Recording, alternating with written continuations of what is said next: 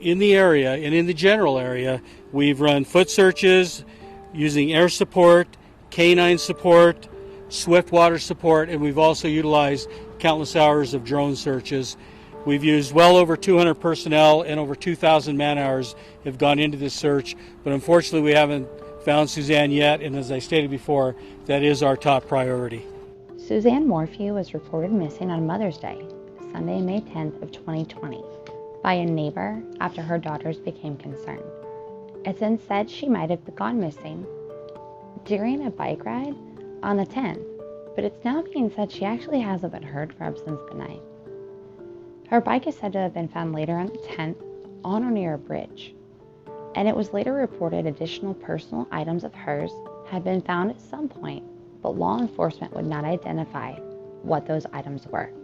Area of County Road 225 and Highway 50, we did find items that we believe were personal items of Suzanne Morphew, and that launched a bigger search we had today, which included the full closure of U.S. Highway 50 on Monarch Pass. Suzanne is a loving mother of two who had just beat cancer. She had recently moved from Indiana to Colorado, where her and her husband were said to be retiring. Since Suzanne was reported missing, extensive searches have been conducted over a wide search area, including a local reservoir close to her home. In that search, we used today well over 90 searchers that are well-trained individuals from both our local agencies as well as the FBI and CBI. We searched over 2.5 miles using grid patterns. Unfortunately, we found no other items in that area at this time. On Tuesday, May 19th, we started to hear that the $1.5 million home that Suzanne and her husband Barry lived in was inaccessible to Barry and was being cordoned off. The Daily Mail later reported that the home was in fact searched and bags of evidence had been taken out of the home. A CSI photographer was also said to have been at the home that was also taped off. Barry had allegedly seen Suzanne on May 8th. Barry left for Denver at some point on the 8th, where he said he was attending a volunteer firefighter training at the time of his wife's disappearance. Or should I say allegedly, because we haven't had any confirmation that his alibi is in fact correct and accurate. Law enforcement is said to have Barry's cell phone and vehicle at this current time. Law enforcement has asked locals to preserve any security footage that they may have from May 8th to May 12th in case it's needed at a later date. Some are saying that there's no footage from the Morphews as they either don't have any video cameras, or while others are saying that they just suddenly stopped working a few days before she went missing. Suzanne's daughters tried to reach her on Mother's Day and were unsuccessful, as they were either camping or returning home from a camping trip in Idaho. It also appears that no one actually saw Suzanne on her alleged bicycle trip. Barry and his firehouse have also allegedly been told not to participate in the search for Suzanne, although it's being said that Barry and his friends, whoever they may be, are doing just that. There's currently a $200,000 reward for the whereabouts of Suzanne, half of which was put up by Barry himself, and the other half is said to have been put up by a friend or a family friend. Barry made his first and only plea on Facebook a few days ago, but other than that, the only person who has publicly spoken about Suzanne's disappearance has been a nephew. Some are even saying that it might be Barry's nephew and Suzanne's nephew by marriage, but I haven't been able to confirm that. Many speculate that the husband is involved, even if he in fact has a solid alibi. Others are allegedly saying that she may have had a female friend who wanted to be her friend, yet Suzanne might have wanted nothing to do with her. It's also being said that maybe this woman might have had some sort of obsession with Suzanne, and they speculate that maybe she had something to do with it. So I'm wondering, what are your thoughts and comments? Drop them down below, and make sure you like this video and subscribe to our channel. As always, we'll provide any updates on breaks in the case. And in the meantime, stay safe out there, and we'll see you next time. Investigation continues. Okay, so as I said before, this is a top priority of ours, and we're working very hard on this. Once again, I want to remind everybody that the tip line is 719-312-7530, and we've published many pictures of Suzanne, so we encourage everybody to take a look at that, and if they have information, call us.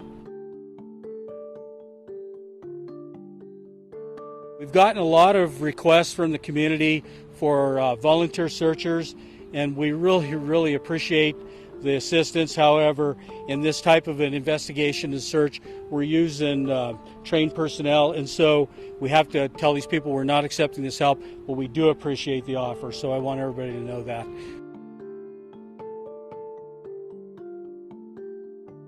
Yes, ma'am. Do you guys believe she's still alive? The question is do we believe she's still alive? We're certainly hopeful she is.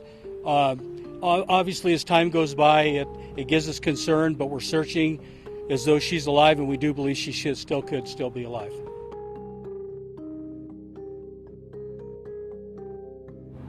Was she an avid biker? Was this a normal route that she took that you guys were searching on? That she took every day, once a week, once a month? Question is, she's an avid biker, and if we're searching normal routes. It's my understanding she did bike quite a bit, and we've searched that whole area. It doesn't mean that we're not going to keep searching, but as we expand our search, it's based on what we find and information we receive. So we're not ruling anything out, but we have to evaluate that information on a daily basis.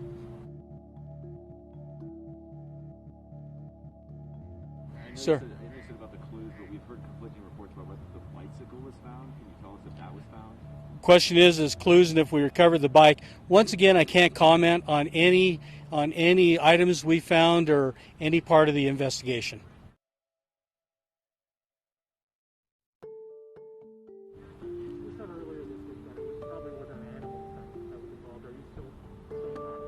Okay, if we're still looking at an animal could be involved. On any open investigation, obviously you don't rule out anything. We've not found anything that would indicate that. However, we're always evaluating. We've been in that area so much, we're always looking, obviously, and any clues we have, we're going to follow up on.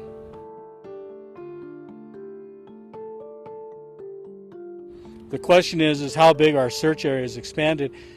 We started off, obviously you start off semi-small when you get the information, obviously expands as you maybe find things or as you receive information. We've expanded quite a bit. It's just to reiterate, we don't know where we'll be tomorrow. We're going to reevaluate where we are today, and we'll make decisions based on that.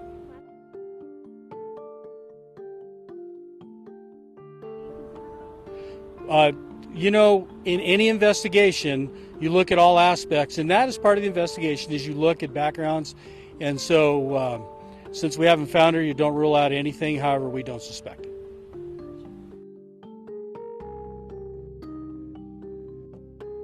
Where do we go from here? We go. Honestly, we go. Tips are huge.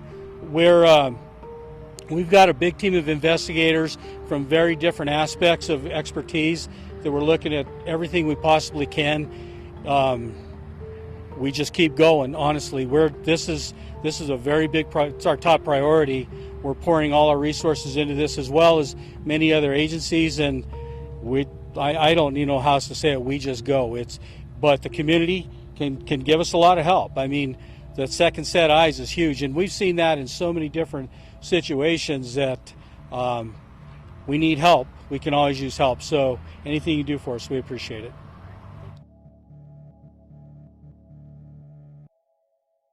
As I stated before, the Sheriff's Office is going to continue to do a great job of pushing out those daily updates. If something warrants a larger scale, bringing us together, having a news conference, we'll certainly let you know. But for now, we'll just stay tuned to Facebook and keep those tips coming. Thanks.